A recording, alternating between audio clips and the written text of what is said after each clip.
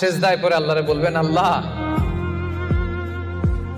এই পৃথিবীতে আমি ছাড়া তোমার গোলামের অভাব নাই, কিন্তু তুমি ছাড়া আমার দ্বিতীয় কোনো রব নাই।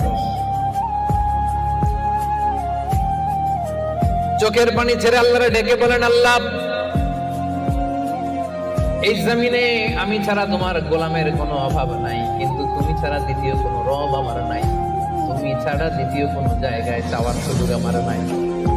চোখের পানি ছেড়ে আল্লাহরে বলেন, আল্লাহ কোরআনে তুমি শিখিয়েছো ফরিয়াদীদেরকে কেউ যদি চায় ওই ফরিয়াদীদেরকে বারণ করা যায় না, তুমি কেমন করে এই অভাগা ফরিয়াদীকে আজকে ফিরিয়ে দিবা? চোখের পানি ছেড়ে আল্লাহর কাছে চা, সব তিনি দিয়ে দিতে পারেন। চিল্লায় বলেন ঠিক কিনা?